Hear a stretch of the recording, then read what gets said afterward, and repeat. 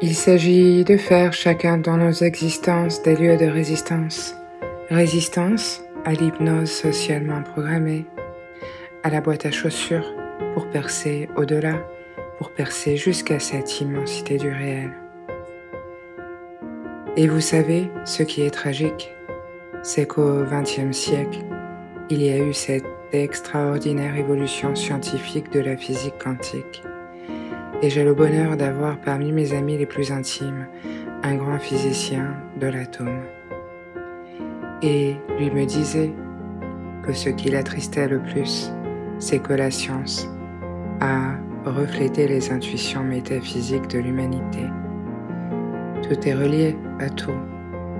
Tout est relié à tout. Il y a une tribu amérindienne, les Sioux Lakota, où pour se dire bonjour, c'est être un avec l'univers créé. Je suis une cellule, un atome de cet univers créé. Je suis la part de cet univers. Je respire avec lui. Je respire avec tout ce qui respire sous le soleil. Cette conscience de l'unité, cette relation de chacun avec chacun, eh bien, c'est la physique quantique qui en a décrit scientifiquement la réalité. Et cet ami me dit qu'on a utilisé tout ce savoir pour le progrès technologique, mais nous n'avons pas pris le message philosophique. Nous crachons dessus.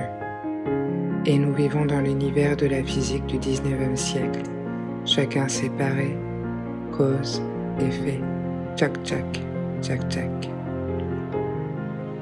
Je suis là devant vous, dans le dos, tout un peuple bruissant de ceux qui m'ont précédé, grands-parents, arrière-grands-parents. Si vous remontez jusqu'à 30 générations, vous savez combien cela fait. C'est comme dans cette progression géométrique, dans ce conte oriental où ce sultan demande à sa bien-aimée « Alors, qu'est-ce que je pourrais t'offrir? Avec quoi je pourrais te faire plaisir ?» Et elle répond « Oh, peu de choses, sur un jeu d'échecs. Un grain de riz sur la première case, 2 sur la seconde, 4 sur la troisième, et à la fin, le royaume ne suffit pas. » C'est-à-dire que si vous multipliez 2 par 2, 30 fois, ça fait plus d'1 milliard d'êtres. Vous imaginez, derrière chacun de nous, dans cette salle, 1 milliard d'êtres. Ça commence à faire du monde, n'est-ce pas? Donc, dans mon dos, j'ai toute l'humanité. Devant moi, j'ai toute l'humanité à venir. Là, partout dans l'horizontalité, tous les êtres qui respirent en même temps que moi sur cette terre. Et je suis une maille du filet. Vous sentez cette image? Non, mais laissez-vous. Laissez-vous un instant pénétrer de cette image. Passer devant et puis waouh. Ça, c'est le réel. Et nous sommes là. Nous avons oublié qui nous étions. Et ça, c'est une percée vers « il ne peut rien t'arriver ». Tu es au bout des temps, tu es au commencement, et tu es au bout de l'univers. Nous vivons dans cette représentation maladive que chaque geste que je fais ne concerne que moi.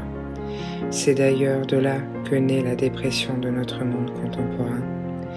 Et lorsqu'on entend « quoi que je fasse, ça n'intéresse personne », même pas ma voisine de palier, je suis dans mon enfermement, c'est ça la tragédie. Or, dans une société qui est reliée à la transcendance, chaque geste que je pose va jusqu'au bout des temps.